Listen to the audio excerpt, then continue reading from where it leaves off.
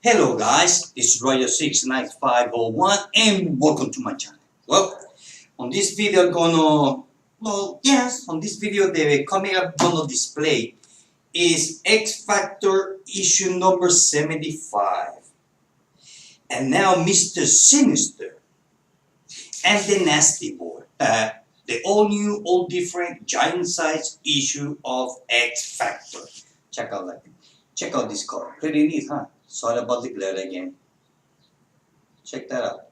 Awesome, huh? I'm gonna put it here. Okay. Stay.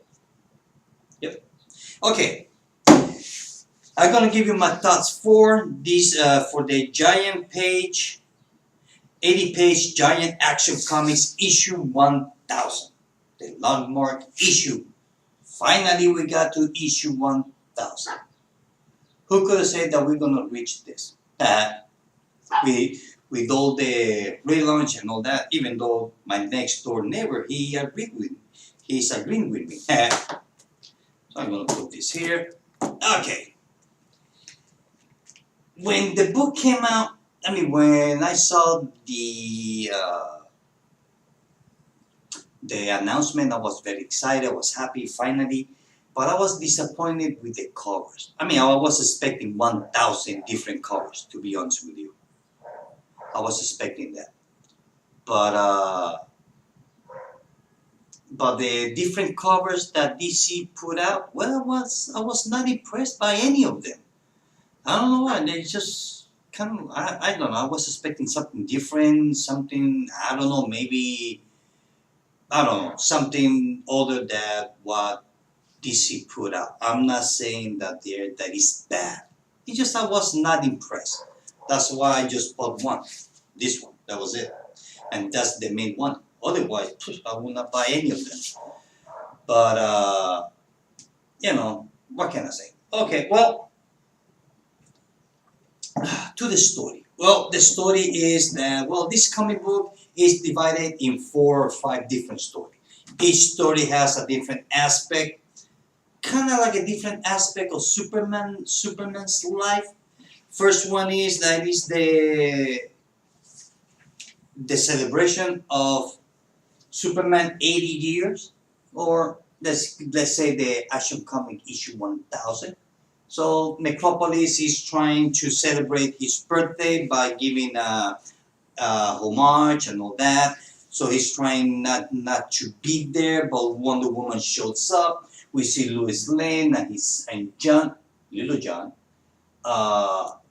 there to finally Superman shows up, and then he's kind of like remembering all the different adventures that he went throughout his life, including damaging a tank from World War II. So yeah, that makes him about 80 years or so. So, and some of these kind of like pinup, kind of like it reminds you of different story that grew out 80 years different, the most important story. So they kind of like give you a pinup here. We see the death of Superman when he's fighting, when Cold City got destroyed over here.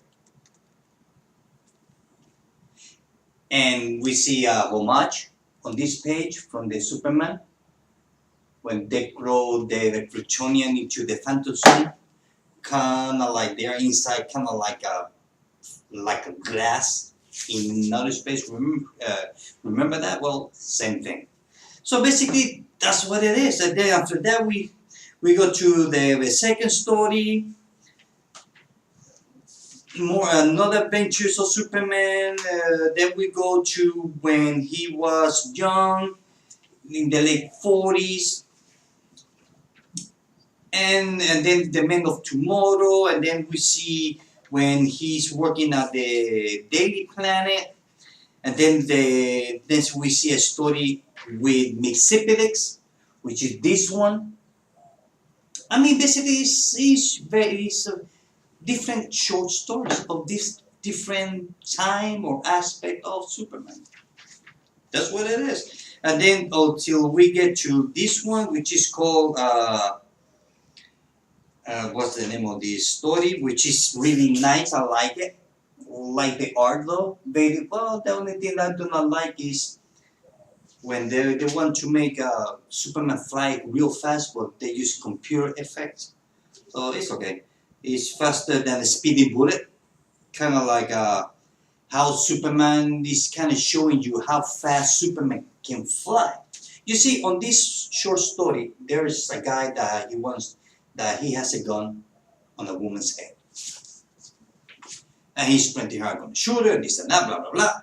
So Superman finds out about it. So the guy, he's actually going to shoot the woman. So we see when the guy's going to pull the trigger and Superman flying and Superman is coming on his way. And just right at the moment when the bullet comes out of the chamber, Superman over here on the last panel, sorry about the glare, he stopped or he grabbed the bullet. Right there. That's why it's called faster than a speedy bullet. And I like the last page. The Superman is kind of like sitting on the clouds, looking down, thinking, with a smile. And then the last story, which is the truth, which is done by Brian Michael Bendis, the new writer of the Superman. So I'm very excited about him because he's a good writer though. I like some of his stories from X-Men and some different books from Marvel. Hot. So basically, the last story starts kind of reminds me of this book, Superman Unchained, when Superman is already getting beat up. So basically, that's the whole thing. The first issue with Brian Michael Bendis with the art of Jim Lee. Well, he's getting his ass kicked. And not only that, this is the issue when Superman, when Superman goes back having his, like we see on the cover, his trunk on the outside. So no more. So now, from now on, Superman is gonna have his underwear on the outside, which a lot of people are not gonna like it, but whatever. Well, what can we do? In my case, I don't care. He can have the underwear outside or inside. To me, I don't care. As long as it's a good art and good story. That's it. I don't care. I mean, he can wear the underwears as a hat if he wants to, as long as it's a good story. So we see the main guy of this, the main antagonist over here, looks like a giant outer space gorilla. Seems like he's the main guy, the main bad guy of this story, and he's pretty strong because he's beating Superman down big time.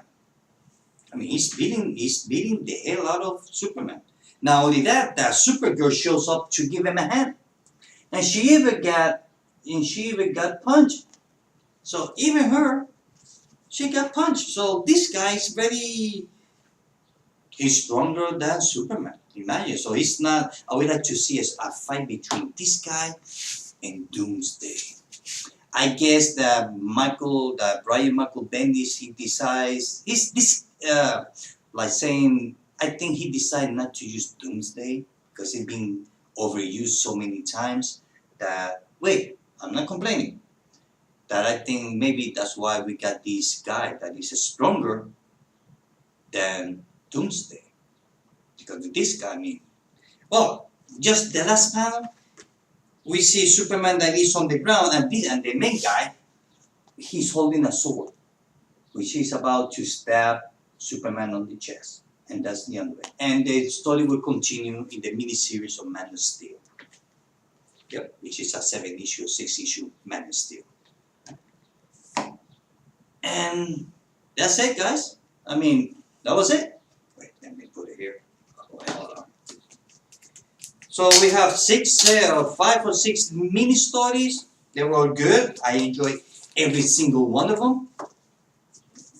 Okay. Now, sorry about the glare again. This stupid glare. God. So It was good. I like the last story that is done by Brian Michael Bendis. I've been intrigued about it.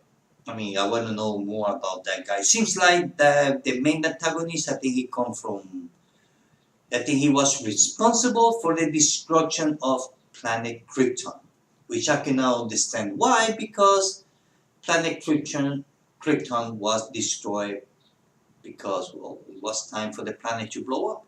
It came from the inside. It was not like some outside force that made the planet explode. So I don't know. So maybe this is a new twist that they are trying to do or whatever. Which, hey, is fine with me as long as, like I said before, as long as it's a good story and it will entertain me, I'm happy. That's it. I mean, I'm not complaining.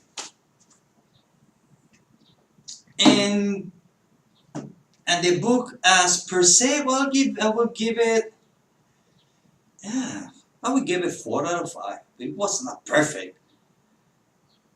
It wasn't bad, but it wasn't that great either. The only thing great about the book is that it's issue 1000. That's about it. And the story, they were good. Okay, fine. But, I like to tell a story.